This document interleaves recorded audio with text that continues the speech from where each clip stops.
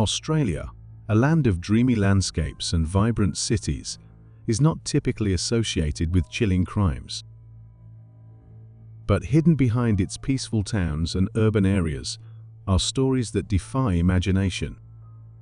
Today, we will explore one of the most unprecedented cases in Australia's history, the case of Katherine Knight, cold-blooded cannibalistic murderer.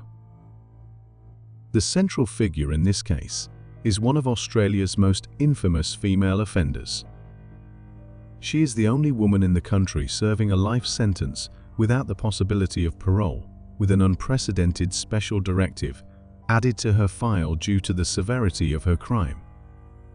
Before we continue, we want to warn you that this video discusses sensitive topics, including extreme acts of violence and disturbing behaviors. If you're uncomfortable with such content, we recommend checking out another case from our channel instead. The story begins with Barbara and Jack, a married couple living a modest life in the small town of Aberdeen, Australia, with their 4 sons. However, their lives took a dramatic turn when Barbara started an affair with Jack's co-worker, Ken Knight. When the affair became public knowledge, it caused a stir in the community, leading Barbara and Ken to relocate to the town of Moray. Jack stayed behind with their 2 older sons, while the younger 2 were sent to live with an aunt. Barbara and Ken's unconventional relationship, never made official through marriage, brought 4 more children into their chaotic family. Among them were twin girls born on October 24, 1955, one of whom was Katherine Mary Knight. In 1959, tragedy struck when Jack passed away. His 2 older sons, who had been living with him, moved in with Barbara, Ken, and the rest of the children. However, this new family was not harmonious at all. Ken's alcoholism and abusive tendencies created a toxic environment, and Barbara's actions only deepened the instability. Barbara often spoke candidly with Katherine and her daughters about her personal struggles. She frequently expressed her disdain for men and relationships, painting a grim picture of her experiences. When Katherine grew older and began dating, she turned to her mother for advice after feeling pressured by a partner to engage in uncomfortable acts. Barbara's response was cold and unsupportive, telling Katherine to endure it and stop complaining. Katherine's childhood left a mixed impression on those around her.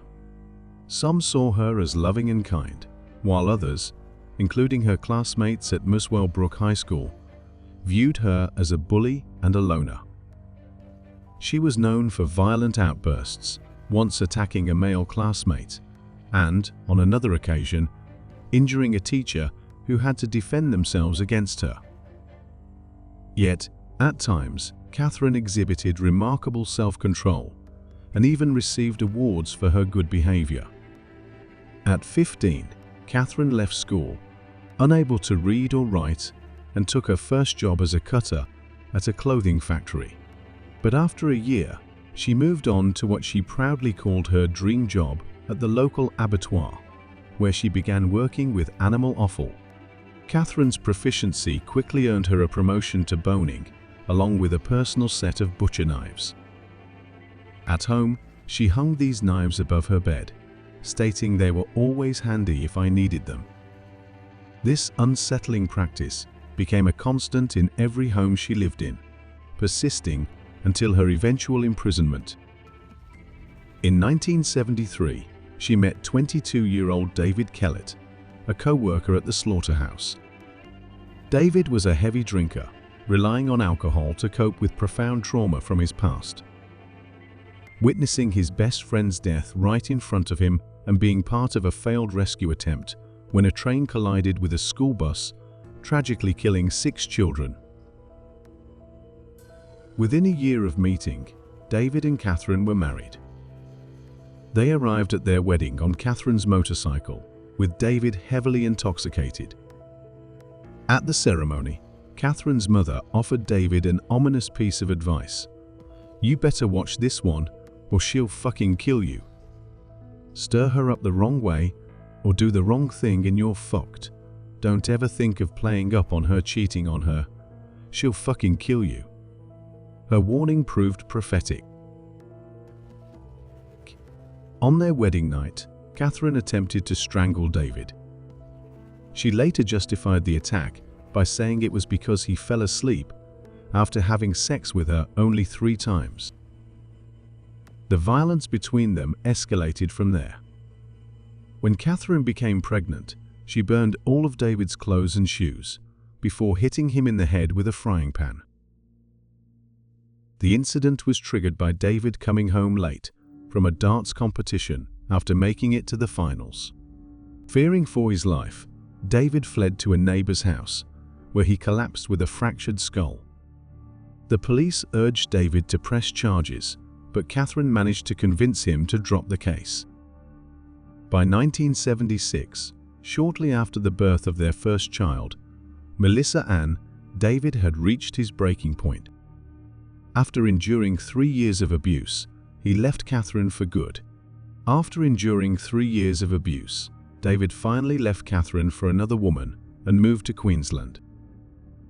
Katherine was devastated by his departure, and her behavior spiraled even further out of control.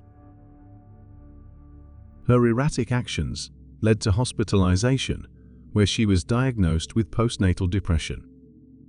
Though she spent several weeks recovering, her release marked the beginning of more disturbing episodes. Shortly after returning home, Katherine packed up her newborn daughter, Melissa, and took her to the train station. Moments before a train was due, she placed the baby on the tracks and walked away. A homeless man heroically saved 2-month-old Melissa, pulling her off the tracks just minutes before the train arrived. Katherine was once again hospitalized, but discharged herself the very next day. Predictably, her behavior did not improve.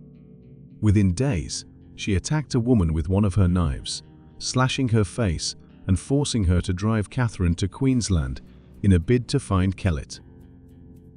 At a gas station, the woman managed to escape. But Katherine took a young boy hostage, threatening his life.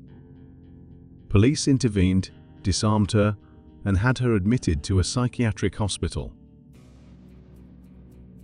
During her stay, Katherine revealed chilling plans to the staff. She admitted she intended to kill the mechanic who had repaired David's car, as she blamed him for enabling David to leave. She also confessed to planning to murder David and his mother once she reached Queensland. When police informed David of her confessions, he ended his relationship with his new girlfriend and returned to Aberdeen to live with his mother, claiming he wanted to support Katherine during her recovery. Once released, Katherine and David reconciled and moved to Ipswich. Despite their tumultuous past, the couple had another daughter, Natasha, a few years later. By 1984, however, Katherine left David, ending their volatile relationship. 2 years later, in 1986, Katherine began another significant relationship with David Saunders, a 38-year-old local miner. However, their relationship quickly turned violent and unstable. Katherine's paranoia over Saunders' actions often led to explosive arguments. In a fit of paranoia, Katherine killed his 2-month-old puppy by cutting its throat in front of him, warning that this was what would happen to him if he ever cheated on her. In another incident, she struck him in the head with a frying pan, knocking him unconscious. Despite their volatile relationship, Katherine and Saunders had a daughter together named Sarah. However, the relationship reached its breaking point after a particularly violent argument. Katherine struck Saunders in the face with a clothing iron and then stabbed him in the abdomen with a pair of scissors. Following this, Saunders went into hiding. When he eventually tried to return to see his daughter, he discovered that Katherine had falsely accused him of being a threat and had secured a restraining order against him. In 1991, Katherine became pregnant with a child fathered by 43-year-old John Chillingworth, a former co-worker from the abattoir. The following year, she gave birth to a son named Eric. Their relationship lasted 3 years before she left him for a man she had been having an affair with for some time, John Price. And from here, the horrifying crime began. By 1998, tensions in their relationship began to escalate. A significant fight occurred when John refused to marry Katherine. In retaliation, she videotaped an outdated medical kit John had taken from work, an item retrieved from a trash bin, and sent the footage to his employer. Despite the trivial nature of the theft, John was fired after 17 years of dedicated service. Enraged, he promptly kicked Katherine out of his home. However, a few months later, John reconciled with Katherine, much to the dismay of his friends, who pleaded with him to stay away from her. By February 2000, John had finally had enough. After several incidents in which Katherine's behavior made him fear for his life, including one night when he woke to find her standing at the foot of his bed with what he believed to be a knife, he ended the relationship and obtained a restraining order. This order barred Katherine from approaching him or his children. John, fearing for his life, confided in friends and co-workers, telling them that if he ever failed to show up for work, it would likely mean Katherine had killed him. Despite their pleas to stay away from her, John felt compelled to protect his children and returned home. That night, John arrived at an empty house. His children had been sent to a friend's home, presumably by Katherine. Even though Katherine wasn't there when he arrived, John decided to stay away from the house as long as possible. He spent most of the evening at a neighbor's home before reluctantly returning to his own later that night. Around 11:00 p.m., John finally went home. After he had fallen asleep, Katherine arrived and woke him. Following an interaction between them, John went back to sleep. The next morning, March 1, a neighbor noticed John's car still parked in the driveway, which was unusual since he always left for work early. His absence at work also raised concerns among his co-workers, one of whom decided to visit John's home to check on him. Together, the neighbor and co-worker knocked on John's bedroom window, attempting to wake him. During their attempts, they noticed blood on the front door. Alarmed, they immediately called the police. When officers arrived, they forced entry by breaking down the back door. In the dimly lit lounge room, officers were initially puzzled by what appeared to be a hanging object in the doorway's arch. Believing it to be a curtain or drapery, one officer brushed it aside, only to realize his arm was now smeared with blood. It was John's skin. Using her butchering skills, Katherine had meticulously removed the skin from his body with surgical precision, from the top of his head to the soles of his feet. The entire skin suit, including the face, hair, ears, and genitals, was intact and hanging from a hook in the doorway. Blood still dripped from it, and its feet nearly touched the floor. An autopsy later revealed that the process of skinning John would have taken about 40 minutes, during which Katherine was likely drenched in blood. As officers moved deeper into the house, they discovered John's mutilated body. It was lying on the floor, both skinless and headless. Katherine had decapitated him and left a handwritten note on a photograph of John. The note made baseless accusations against him, further adding to the horrific scene. The officers also discovered a grim meal on the dining table, a plate of vegetables, gravy, and what appeared to be roasted meat that had been carved from John's body. 2 of these plates were adorned with name cards, each bearing the name of one of John's children. Katherine had intended to serve this horrifying meal to John's children had they returned home that night. Fortunately, they were not present to suffer this unimaginable horror. A third plate of food was found discarded in the backyard. Perhaps that plate of food was meant for her. As police searched the home, they eventually found Katherine in one of the bedrooms, heavily sedated but alive. She had ingested a large quantity of pills in what seemed to be an attempt to harm herself, though the dosage was far from fatal. She was immediately taken into custody. The scene was carefully processed and analyzed to piece together the sequence of events leading to John's gruesome death. The investigation revealed that John had woken up during Katherine's initial attack and tried to flee. Blood evidence showed he had attempted to turn on the bedroom light, leaving blood smears on the switch. Katherine pursued him as he fled through.